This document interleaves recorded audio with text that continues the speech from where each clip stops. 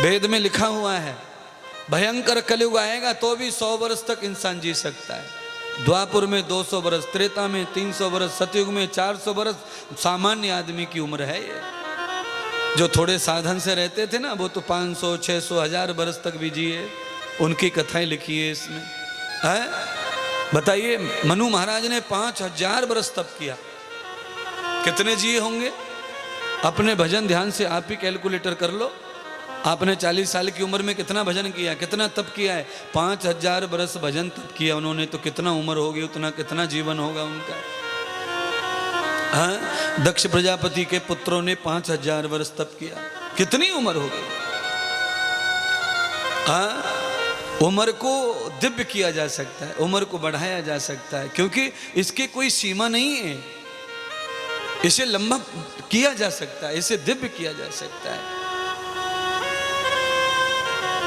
जितनी श्वासों का खर्चा कम करोगे उतने ज्यादा दिन जियोगे, श्वासें जितनी ज्यादा खर्च करोगे उतने कम दिन जियोगे। इसीलिए हमको ये श्वासें ज्यादा खर्च नहीं करनी चाहिए। इनको खर्च मत करो, जमा करो पूंजी को।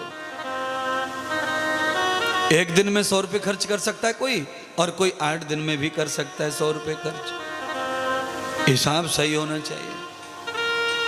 हम अपनी श्वासों को रोकें, श्वासों को थमाएं तो हमारी उम्र बढ़ती जाती है। तो श्वासें कैसे रुकेंगी? श्वास तब रुकेंगी जब आदमी की इम्यूनिटी सिस्टम अच्छा होगा। तो श्वास कम लेते हैं, नॉर्मल श्वास से भी कम श्वास लेते हैं। जब आदमी की इम्यूनिटी वीक हो जाती है, ऑर्गन सिस्टम कम हो जाता है, मशीनरी खराब होती है, तो आदमी बहुत ज़्यादा श्वास लेता है, उम्र जल्दी कम होती है, जल्दी कम होती है। इसलिए हमको चाहिए कि हम प्राणायाम करें, अनुलोम विलोम करें, ऐसे भर के श्वास रोक लें।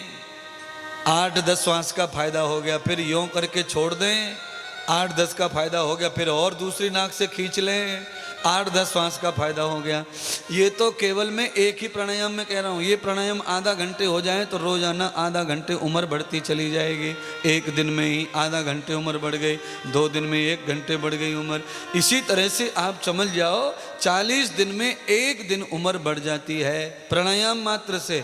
और फिर दूसरे प्राणायाम भी हैं, वस्त्र का प्राणायाम है, वो भी कर लो, उसमें और ज़्यादा उम्र बढ़ जाती है। सूर्य वेधन प्राणायाम है, उसको करो, उससे और ज़्यादा उम्र बढ़ जाती है।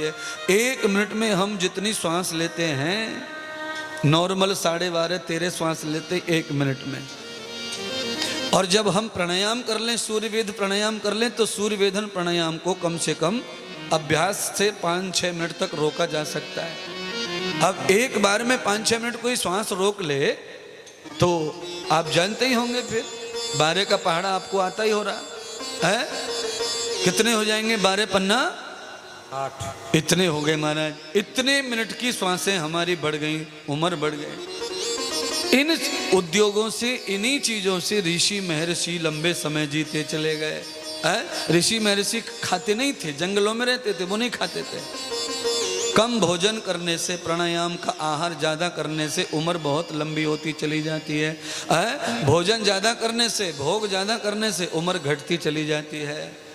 याद रखना, कई लोग तो खाते खाते ही हाँप जाते। खाना खा रहे हैं और हाँप रहे हैं, लंबी लंबी सांसें ले रहे हैं, यहाँ से पसीना टपक रहा है, यहाँ से टपक रहा है, वहाँ से टपक रहा है, चारों तरफ पसीना पसीना हो गए। इतनी बुरी तरह से खाने पर टूट पड़ते हैं कि खाते ही पसीना चढ़ बैठता है। बताओ, फावड़ा चढ़ाते समय पसीना आए तो समझ में आवे, पर खाते समय पसीना आवे तो समझ में आवे। अब खाते समय जैसे पसीना आ रहा है, ये बहुत जल्दी मरने वाला है, ये ज़्यादा उम्र लेके आया नहीं। हाँ, अच्छा बताओ, भोजन और भजन में पसीना कैसा? ये तो शांति और आनंद का विषय। यहाँ पसीना पसीना हो रहा है, लथपथ हो रहा है। आदमी इतना बावला होके भोजन करता है, ऐसे टूट टूट के पड़ता है भोजन पे।